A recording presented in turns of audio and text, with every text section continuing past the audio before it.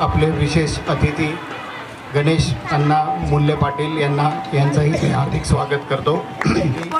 आपले गणेश मूल्य अण्णा यांना पण 2 शब्द मार्गदर्शन करायला विशेष विनंती करतो।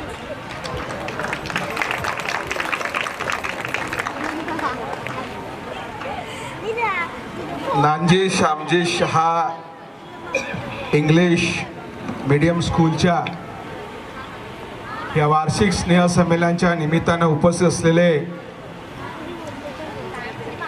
सर्व पालक मंडळी, व्यासपीठावरती उपस्थित असलेल्या या संस्थेच्या अध्यक्षा आमच्या माताजी श्रीमती लक्ष्मीबेन नानजी शाह, आमचे परममित्र आणि एक चांगले होतकरू विजनरी माणूस सन्माननीय हरेशभाई, या शाळेच्या सन्माननीय मुख्याध्यापिका श्रीमती क्रीना आकाश गालाजी, त्याचबरोबर हेडमास्टर्स वत्सल हरेश शहाजी, त्याचबरोबर केनिल नरेंद्र शहा विश्वस्त, खाली बसलेला एक संघर्षातून आपलं स्वतःचं नाव बनवलेला मयूर डान्स अकॅडमीचा प्रोप्रायटर मयूरजी मांडवकर, आणि ह्या विभागातील सर्व माझे नागरिक बंधू आणि भगिनींनो,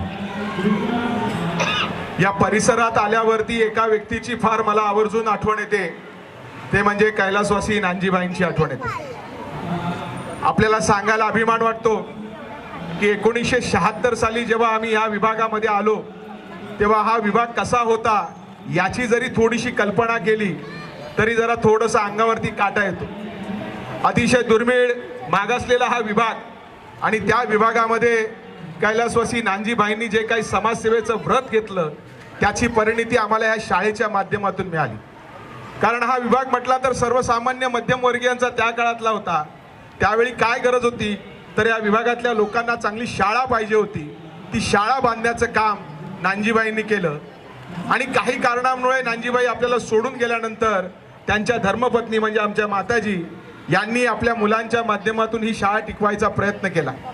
आज या शाळेचं स्वरूप बघितलं तर एवढं चांगलं वाटतं की एक चांगली मेहनत, त्याला चांगलं आलेलं फळ आज या विभागातल्या नागरिकांना मिळायला मिळतंय।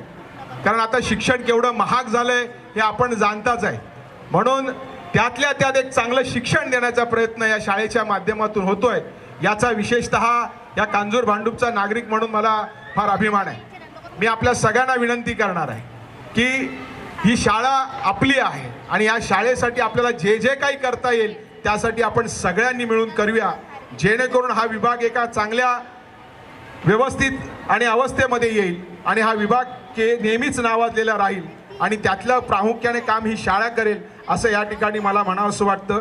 आणि विद्यार्थ्यांना विनंती करणार आहे की ज्या शिक्षकांनी आपल्याला शिक्षण दिलेलं आहे त्या शिक्षणाचा फायदा घेऊन या समाजामध्ये काही चांगल्या गोष्टी करता येतील का यासाठी आपण सगळ्यांनी प्रयत्न करावं। आणि पालकांना एक विनंती करणार आहे की या मोबाईलच्या जमान्यामध्ये आपण जरा थोडंसं कुठेतरी आता जरा लेझी बनत चाललेलो आहे, पण आपल्या पाल्यांच्या अंगामध्ये कुठली ना कुठली एक कला जोपासायचा प्रयत्न करा।